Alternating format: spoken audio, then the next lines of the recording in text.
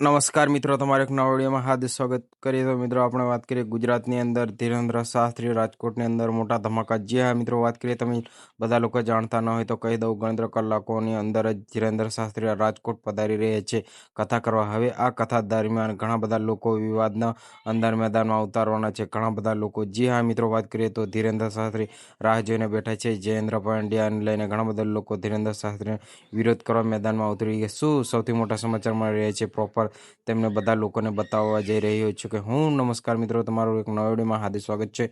તો મિત્રો વાત કરીએ, સૌ પ્રથમ તમે આ ચેનલ પર આવ્યા હોય તો સબસ્ક્રાઇબ કરવાનું ભૂલતા નહીં મિત્રો, જેથી હું તમને તમારી સમક્ષ આવીને આવી જાણકારી લાવતો રહ્યો. ધીરેન્દ્ર શાસ્ત્રી રાજકોટ આવે છે એની પહેલા જયંત પંડ્યાએ જ ખુલ્લે આમ ચેલેન્જ આપી દીધી. આ ચેલેન્જ લઈને ધીરેન્દ્ર શાસ્ત્રીએ આ ચેલેન્જ એક્સેપ્ટ કરી લીધી, સ્વીકારી લીધી. પરંતુ મુદ્દાની વાત કરીએ, શું જયંત પંડ્યા આવશે? શું જયંત પંડ્યા કથાની અંદર આવશે? ધીરેન્દ્ર શાસ્ત્રી આવવાના છે. ક્યાંક ને ક્યાંક રેલીઓ પણ નીકળવાની છે. સાથે સાથે મિત્રો વાત કીધું તો સ્વાગત પણ કરવાના છે. પરંતુ મુદ્દાની વાત કરીએ તો ધીરેન્દ્ર શાસ્ત્રી પણ આવી રહ્યા છે રાજકોટની અંદર. અને મિત્રો, શાસ્ત્રી ગુજરાતની એવા અનેક પહેલા હાલ સૌથી મોટા વિવાદ હતો. આ વિવાદ લઈને ક્યાંક ને ક્યાંક ધીરેન્દ્ર શાસ્ત્રીને મોટો ધડાકો કહી દીધું, ચેલેન્જ સ્વીકારી લીધું. પરંતુ મુદ્દાની એ વાત છે કે ક્યાંક ને ક્યાંક ધીરેન્દ્ર શાસ્ત્રી એ પણ જશે ત્યાં સિક્યુરિટી પણ હોવી જોઈએ. કારણ કે તેમાં બધા લોકોને જાણતા હશો કે પિયુષ જાદુગર પણ ખુલ્લે આમ ચેલેન્જ આપી છે કે, અને ત્યારબાદ ધીરેન્દ્ર શાસ્ત્રીના સપોર્ટની અંદર પણ ઘણા બધા લોકો મેદાનમાં હતા અને તેના વિરોધમાં પણ ઘણા બધા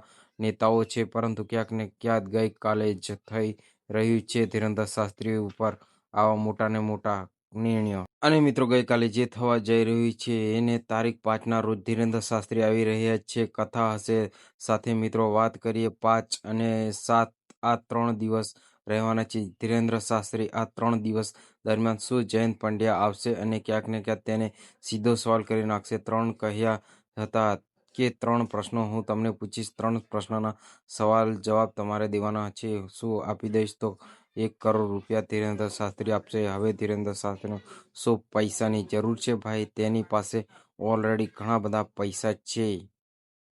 પણ મુદ્દાની એ વાત છે કે ધીરેન્દ્ર શાસ્ત્રી સામે જયંત પંડ્યા શું પડકાર કરી શકશે? પડકાર ફેંકશે તો શું જયંત પંડ્યા, જી હા મિત્રો, વાત કરીએ તો હારશે તો શું વિજ્ઞાન જથ્થા છોડી દેશે? હવે જે પણ થશે ક્યાંક ને ક્યાંક જોયું એવાનું થવાનું છે. કારણ કે વિચાર્યું હોય એવું થશે. કાં તો જયંત પંડ્યા ખોવાઈ જવાના છે, કાં તો ધીરેન્દ્ર શાસ્ત્રી પર્દાફાશ થશે.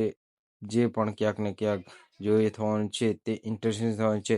તો મિત્રો, આ તમને વિડીયો ગમ્યો હોય તો વિડીયોમાં કોમેન્ટ કરી દીજો અને વિડીયો લાઈક, કોમેન્ટ, શેર અને સબસ્ક્રાઇબ કરવાનું ભૂલતા નહીં મિત્રો.